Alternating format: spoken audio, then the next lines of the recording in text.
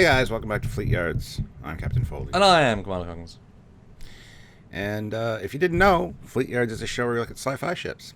Because we like that kind of thing. We love the ships, we love the tech, we love the guns, the gadgets, all the cool stuff. And there's lots of cool sci-fi stuff out there. We mainly focus on Star Trek with Trekyards. But Fleet Yards is our spin-off show. And today we're going to be looking at something from the multitude of sci-fi universes. So what are we looking at today, Samuel? From the great show Farscape, I think underrated. It's a tremendous show. The epitome of the villains ship, or at least the first set of villains, the Peacekeepers, and it is their command carrier. Da-da-da-da. And it's worth noting that Farscape is one of those shows where no 3D models are out there as far as my many years of trying to archive them has gone.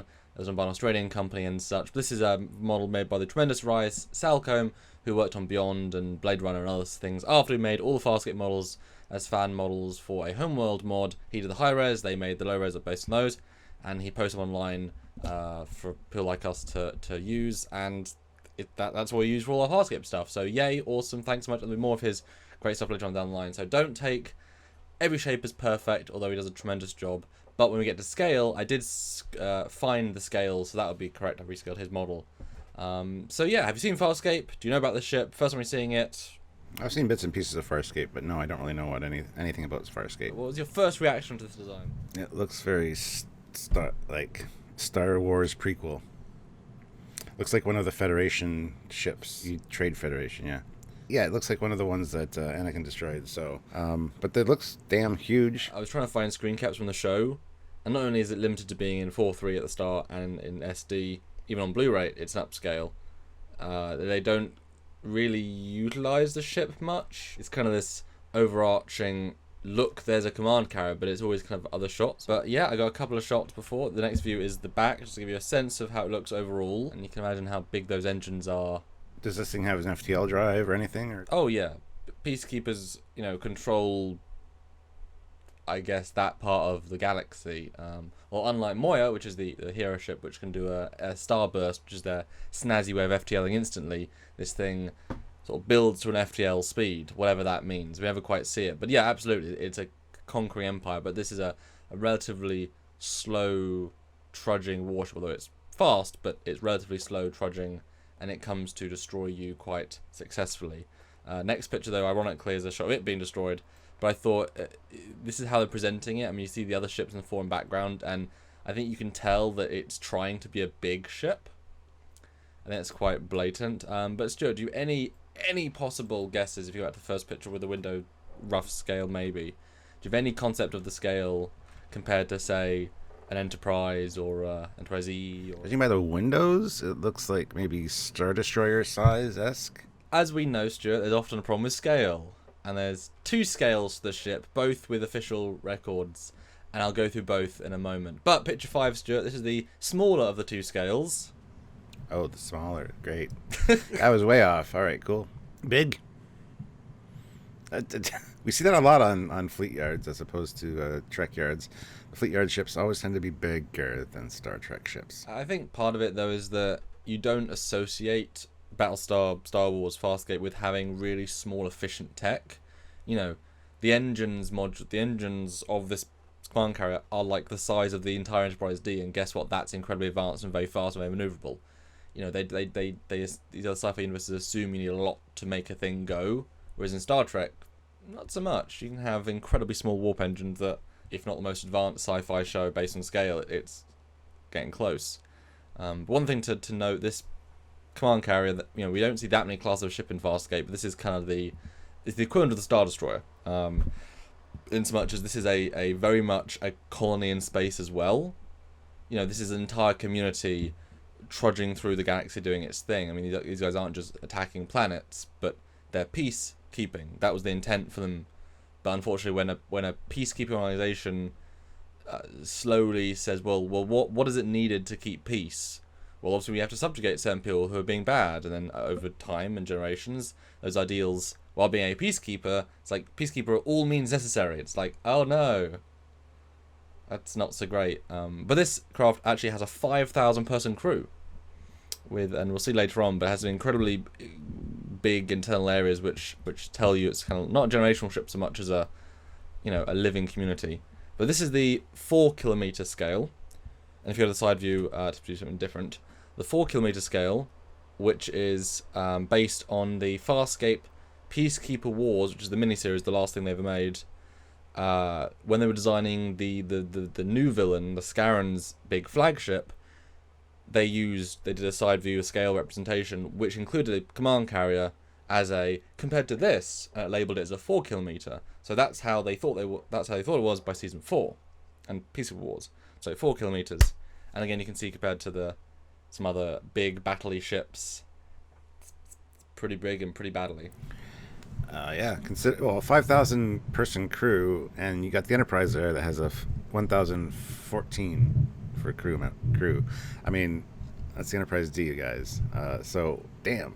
We were going to film this yesterday, but then I found a conflicting document, which was in the season 1 Illustrated Companion. The producer said, or the director said, "Oh, I was always disappointed how the Peacekeeper command carrier, we never quite got a sense of the 5 kilometer scale from the pilot." So the next view is at 5 kilometers, which is what he thought it was in season 1. Even bigger. Why does everything have to be so big? It makes you appreciate how small Galactica is, doesn't it? Like how neat. Yeah. And Deep Space Nine, like, wow. Yeah, I imagine how thick the armor is. It's that sort of universe where the armor is like meters thick. Side view though, again, absolutely ginormous. So both scales are right for different reasons. Yeah. Like the 4 kilometer ones. Yeah. Yes. I'd take that over the guy that thought it was 5 kilometers. I'm sorry, but that's just the way it is. Yeah. But the next picture is interesting. This is from inside the ship. Very nice. It's like a big park. Yep, they have several massive parks. Next picture is allowed them to film on location for a little bit. But yeah, they literally have it. It's so big that, and some people spend decades, years and years, never having left the ship. So they have full parks, full recreational facilities, as to fake a life as well, which we don't often hear actually. Next picture though, you can see the amount of engines, the views. I mean, I think it's for how bulky it is, it doesn't fit under the just a brick in space modicum that I think you would often use. Yeah. And I like the fact that it's smooth hulled. It's not there's not greeblies everywhere. It's not super up detailed just because we can. It feels advanced for that very reason. It's very smooth, and yeah, it's a cool layout as well with the rings and the... Next picture though from the front. This is more of a Flash Gordon vibe with me, with that front bit and the little sticky outy thing. So you know what I see when I see this front part? Event Horizon. That too. Next picture though I thought was a fun one, because these are the ship's primary guns. Damn. This is the 4 kilometer variant. The idea being that these things can move across the entire in a ring, and therefore have a firing arc. Do they slide or do they roll? I don't know. I'm assuming slide. Otherwise, because if you rolled, the way targeting would be different. I would assume they were just on rails. Yeah. But I thought that was an interesting perspective. Yeah, I'd say. Next view is the top view of the rings, and it always reminds me of a bridge in my hometown called Butterfly Bridge. It's exactly like that. But yeah, I wonder what they do. I want to know. Next view though is the season 1 bridge. Kind of plain. Looks like they're in a clock tower. Yeah. It's just for a ship that size, it just doesn't seem like a lot of control surfaces. They love their red, they love their metal, and they love their red. Common theme. Next picture is the main dude's office, the captain's office, and that's the Peacekeeper symbol on the bottom. I do like the art. I do like the art design in general. It's quite distinct, if plain. If that makes sense. Yeah, it's very dark and industrial, though. It doesn't feel like I'd want that to be my office. Nope. Yep. I think everyone would agree. And there's a corridor that shows you kind of a sense of how big the corridors are. Kind of fits the ship, I think. Well, to be honest, they seem kind of cramped compared to the size of the ship, but... Don't want to waste space. I guess. And the next view is the first time we see it in the pilot. The job of it in this one was to sort of shepherd this group of living ships with the little cruisers, and you can see it completely dominates the scene. Yeah, last picture, first picture, the general design. Peacekeeper command carrier, Stuart, a brand new thing, armed with 4 frag cannons, 5 medium pulse cannons, 1 dorsal, 1 port, 1 starboard, 1 keel, 1 forward, 20 small pulse cannons, 200 defensive pulse turrets, 2 torpedo launchers. Damn. Yeah. Is that all? Yeah, No, sorry. It's fairly impressive. Cool. Is this thing featured a lot, or are there like other ships that are more primary? I mean, the primary antagonists for 3 of those years are Peacekeepers, and this is their primary vessel.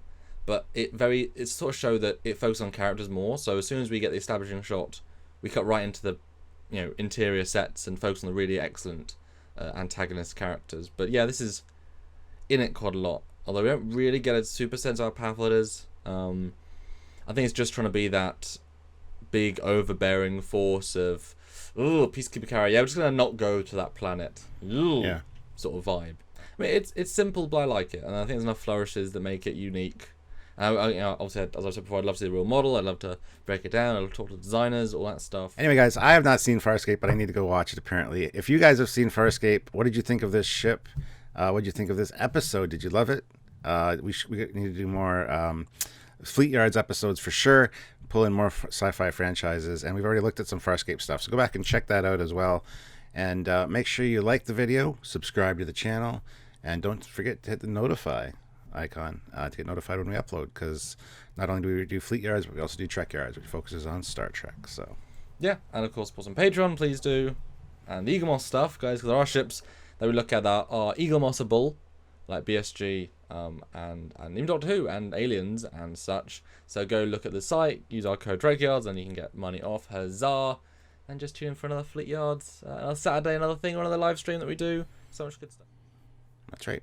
So until next time, guys, in another sci-fi franchise or ship, or just back to Star Trek, I don't know yet. I'm Captain Foley. I'm Quantum Cognizant. Bye, guys. Bye, everybody.